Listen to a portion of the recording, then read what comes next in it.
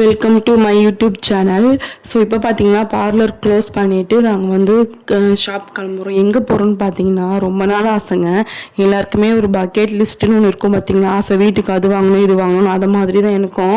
சோபாவே இருக்காது எங்கள் வீட்டில், அதனால சோபா வாங்கணும் ரொம்ப நாள் ஆசை. இப்போ பார்த்தீங்கன்னா நார்மலாக ஒரு ஷாப்லாம் பெரிய ஷாப்லலாம் போய் வாங்கலை. சந்தை தெரியும் இல்லைங்களா, ஃப்ரைடே போடுவாங்களா, அந்த மாதிரி சந்தையில் தான் போய் வாங்கணும். ஸோ வந்து சந்தையில் வாங்குறதுனால குவாலிட்டி நல்லா இல்லாமல் இருக்கும் அப்படின்ற இதெல்லாம் இல்லை.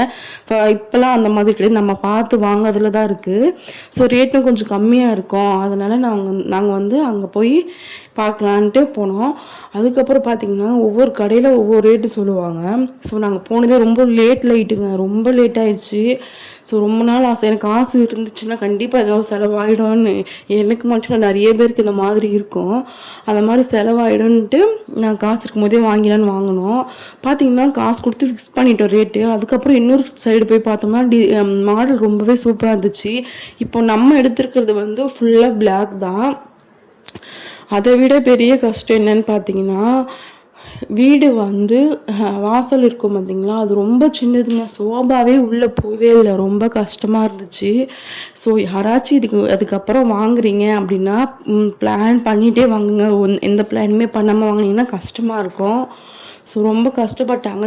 இது மெயின் கேட் வழியிலே கொண்டுட்டு போயிட்டாங்க, ஆனால் வீட்டுக்குள்ளே கொண்டு போக முடியல. ஸோ யாருன்னா வாங்கினீங்கன்னா பார்த்துட்டு வாங்குங்க.